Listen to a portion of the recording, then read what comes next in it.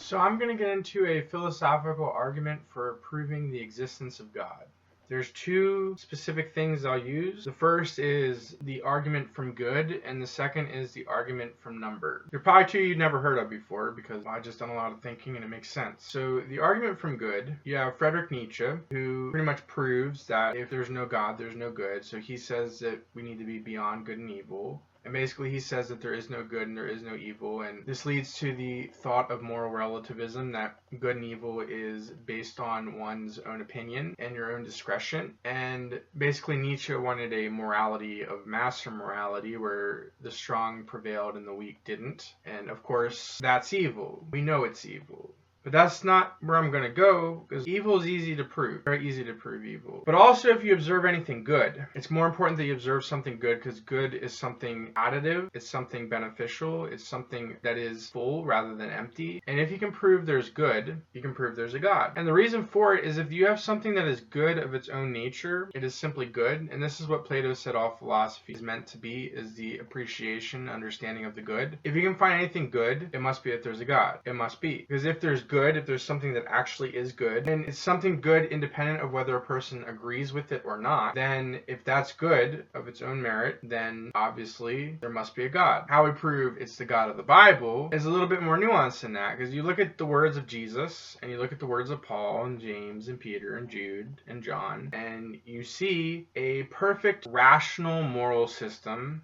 that cannot be disputed. All of those morals in the New Testament, they work. They're all 100% true. No rational person can make an argument against them, even the more difficult ones like homosexuality, because we see the effects homosexuality has on the culture right now. That's why it's not good. And we see that the Gospels presents a full moral system that is indisputable. Every sage and philosopher in history has corroborated this moral system, from Confucius to Plato to Aristotle to Maimonides to Lao Tzu to Mencius to the whole 9 yards. Pythagoras, they all prove that the Bible's moral system is true. Every sage comes to beliefs similar to that of the Bible's morality. This is what the founding fathers of our country, they wanted a morality established in the principles of Christianity. The things that Jesus was teaching and the things that Paul was teaching and the apostolic succession like Barnabas and Clement and Ignatius and Polycarp, they wanted to teach this morality. So what separation of church and state means isn't to separate the morals of Christianity from the state, because the state can't exist or function in the proper way if you do that. It's simply to not have an established religion that has authority over the people and basically governs them. But the fact of the matter is that the morals of Christianity, they are superior to all other moral systems in the history. Different philosophers have come to different aspects of the truth, and you, being far significantly less intelligent than any of them, come to a smaller type of moral system, but you don't get the whole of it. But Jesus got the whole of it. Anybody who is arguing with him is probably someone you should avoid. And that's how we get to Christianity, is because Jesus taught a perfect moral system, and Jesus fulfilled the Jewish prophecies of the Messiah. So that's how we know that the Bible and Christianity is true, because Jesus actually lived. The Gospels are actually witness testimony, and that corroborates that Jesus did indeed fulfill those Old Testament prophecies, which shows that the Old Testament is itself established, that it predicted Jesus. And this is how we know that Jesus Christ is the Lord made flesh. Jesus Christ has come in the flesh. So this is how we know. So to get into the argument from number, this will not get you to a specific God, but this will get you to basically the first step, is just proving a God exists. So in all things, number is a rule. Sets and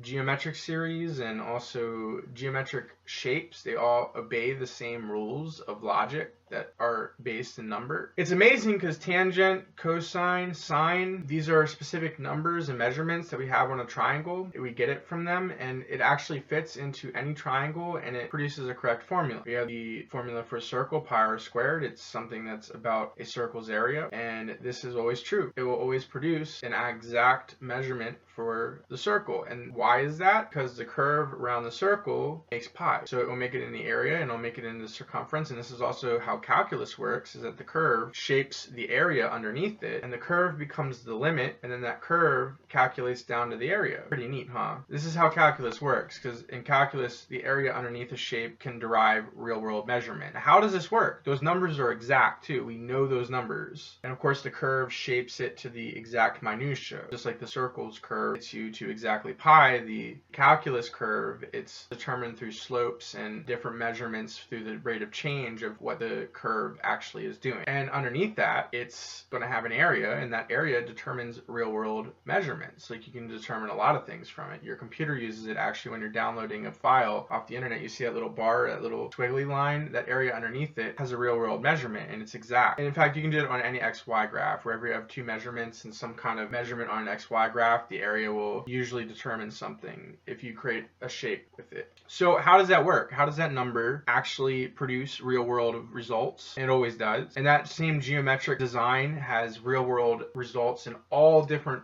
aspects of the world. That's just cracking the surface of the intricacies of mathematics. And this design, it has to be designed, because how does this always produce real results? It always does. If you can link the results, you can always find real world answers from this stuff. How does that work unless the universe is designed? How does that work unless there's a creator? Also, you have Euclidean geometry where you have lines drawn in the shapes, and you can see that the lines compare to one another, though they can be squared from one another or they can be multiplied by one another, 2 or 3 times bigger or even exponentiated bigger. And how does that happen? And it always works. And based on where the line is drawn, you can determine exactly through proportion what that line relates to on the circle, and it will always be exact. Like if you have a line, you draw a third from the line, you draw up there. It'll have measurements with other lines that are always going to come true, always going to be the case. That is how intricately woven design is into the fabric of our universe. That number explains everything. That number explains everything. That's how intricately woven number is into our universe. And that's something that Pythagoras said. And Pythagoras was a very wise man. He said that atheists are just fools. Pythagoras said that, one of the greatest mathematicians that ever lived, probably foundational for creating Euclidean geometry at some place, and very wise. You can read a lot of his sayings in the Complete Pythagoras. You can download that offline. It's just amazing, the intricacy of mathematics and the intricacy of number. That number is a fundamental law of the universe, and all things from sets to series to shapes to even physics and even quanta is described by number. And it's not something we invented. It is something that is inherent in the universe. It is literally true because we can measure it.